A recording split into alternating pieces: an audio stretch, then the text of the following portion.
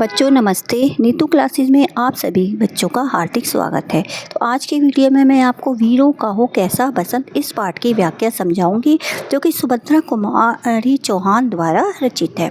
और इस पाठ में कवित्री ने बसंत के माध्यम से वीरों के पराक्रम का वर्णन किया है।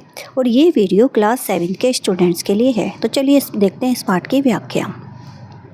वीरों का कैसा हो बसंत, आ रही हिमाचल से पुकार है, उदरी गरजता बार बार, प्राची पश्चिम भू नव अपार, सब पूछ रहे दिग दिगंत, वीरों का कैसा हो बसंत। अब इसमें कवित्री क्या कह रही है कि हिमालय है पुकार रहा है, उदरी बार बार गरज रहा है, उदरी यानी समुद्र जो है वो बार बार गरज रहा है, प्राची पश्चिम भू नव अपार, सब पूछ रहे दिग दिगंत, वीरों का कैसा हो बसंत। पूर्व पश्चिम उत्तर दक्षिण समेत जो 10 दिशाएं हैं वो भी यही प्रश्न कर रही हैं कि वीरों का बसंत कैसा हो। अब अगली पंक्ति हम देखते हैं। फूली सरसों ने दिया रंग, मधु लेकर आ पहुँचा अनंग, पशु वसुधा पुलकित अंग अंग है, वीर वेश में किंतु कंत, वीरों का कैसा हो बसंत। अब कवित्री आगे क्या कहती हैं कि फूली सरसों या अर्थात जो सरसों है वो फूल गई है, जो पीले रंग की सरसों है वो फूल गई है, अर्थात लहराते फसलों ने वीरों के जीवन में रंग भरती हैं। जो लहराती फसल है वो वीरों के जीवन में रंग भरते हैं।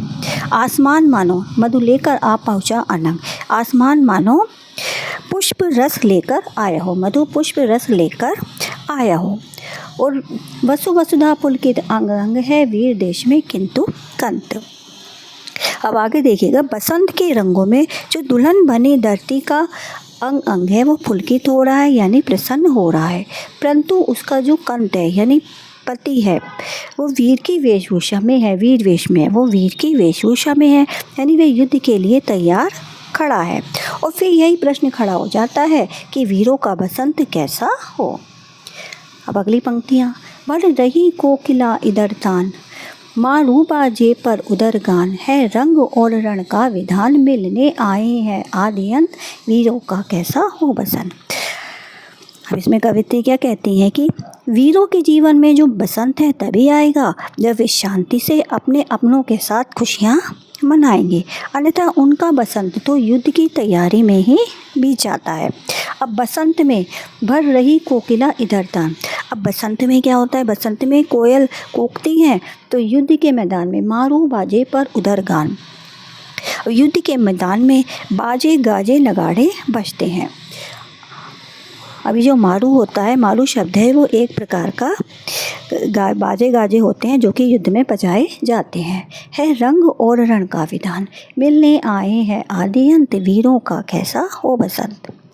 अब देखिए आगे, वीरों के लिए रंग और रण का विधान कुछ इस तरह के का है। रण का विधान, रंग और रण का विधान, तो वीरों के लिए रंग और रण का विधान कुछ इस तरह है कि वीर जब युद्ध के मैदान में उतरते हैं, मिलने आए हैं आदि अंत, जो जब वीर युद्ध के मैदान में उतरते हैं तो अपना आदि अंत यानी जीवन मृत्यु, आदि अंत यानी जीवन मृत्यु सब कुछ भूल जाते हैं और वह जीवन मृत्यु दोनों को हथेली में रखकर चलते हैं। उन्हें ये नहीं पता होती कि उन्हें जीत मिलेगी या हार मिलेगी यानी या मृत्यु मिलेगी। कवित्री पुनः फिर यही प्रश्न करती है, वीरों का कैसा हो बसंत। कवित्री फिर पुनः यही प्रश्न करती है कि युद्ध पर जाने वाले वीरों का बसंत कैसा हो। बच्चों अब आगे की पंक्तियाँ देखते हैं। गल बाएं हो या हो कृपाण, चल चितवन हो या धनुष बाण, हो रस विलास या दलित त्राण, अब यही समस्या है तुरंत, वीरों का कैसा हो बसंत। तो कवित्री आगे क्या कहती हैं कि एक तरफ वे वीरों को अस्त्र शस्त्र से सुसज्जित देखती हैं, सजा हुआ देखती हैं, कृपाण यानी अस्त्र शस्त्र यानी तलवारों से सजा हुआ देखती हैं, तो दूसरी ओर उनके गले में उनकी प्रिय के बाहों के हार देखती हैं, गलबाहें प्रिय के बाहों के हार देखती हैं। तो वे दोनों को एक साथ रखकर पूछती हैं कि युद्ध पर जाने वाले जो वीर हैं वो कृपाण चुने यानी धनुष बाण चुने या प्रिय के बाहों के हार को चुने, वे धनुष बाण संभालें या प्रिया के नैनों के बाणों को संभालें। वे विलास हो रस विलास या दलित त्राण, वे विलास में जीवन जो प्रेम और सुख से परिपूर्ण हो उसका चुनाव करें, या दलित त्राण या दबे कुचले लोगों की मुक्ति के लिए युद्ध का रास्ता अपनाएं। सबसे प्रबल और गंभीर समस्या, दुरंत माने प्रबल मतलब गंभीर, प्रबल और गंभीर समस्या तो यही है कि इन सब सुख दुख में के बीच इनका बसंत कैसा हो। अब आगे की पंक्तियाँ, कह दे अतीत अब मौन त्याग, लंके तुझ में क्यों लगी आग, ए कुरुक्षेत्र अब जाग जाग, बतला अपने अनुभव अनंत, वीरों का कैसा हो बसंत। तो अब कवित्री चाहती हैं कि जो देशवासी हैं उनको युद्ध की सच्चाई बता देनी चाहिए, उन्हें इस युद्ध की सच्चाई का ज्ञान हो जाना चाहिए। अतः अतीत को, कह दे अतीत अब मौन त्याग, अतः अतीत को अपनी चुप्पी तोड़ने के लिए कहती हैं। युद्ध क्यों होते हैं, उसमें किसी का कभी भला नहीं होता, किसी का भी कल्याण नहीं होता है। जो जीतता है या जो हारता है दोनों ही खाली हाथ रह जाते हैं, इसमें आज तक किसी का भला नहीं हुआ है।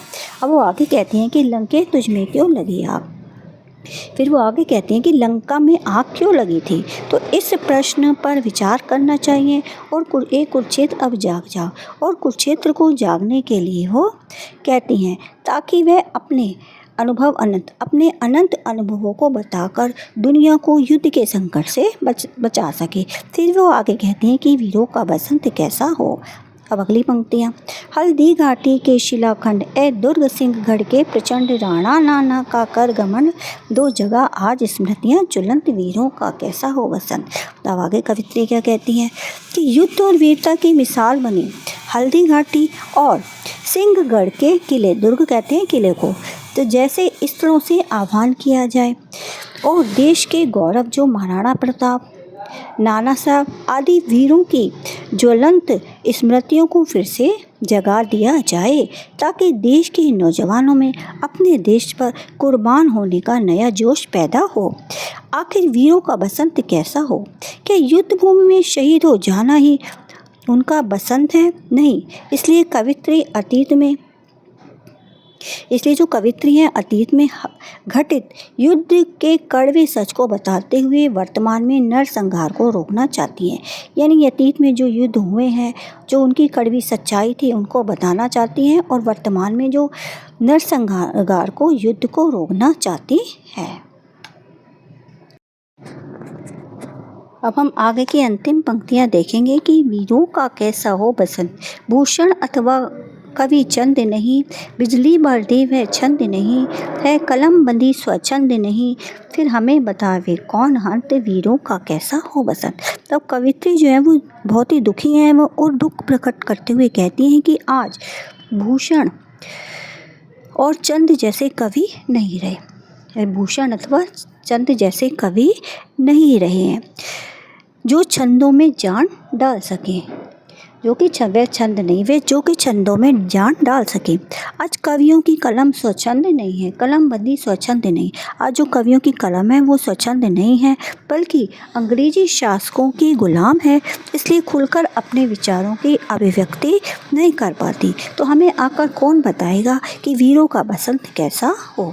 तो बच्चों, ये थी इस पाठ की व्याख्या। उम्मीद करती हूँ वीडियो आपको अच्छी लगेगी।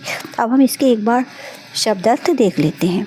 उदय समुद्र, प्राची पूर्व दिशा, दिगंत दिशा का छोर, अनंग कामदेव, वसुधा पृथ्वी, पुलकित रोमांचित, कंतपति या प्रिय, मारू एक बाजा और राग जो युद्ध के समय गाया और बजाया जाता है।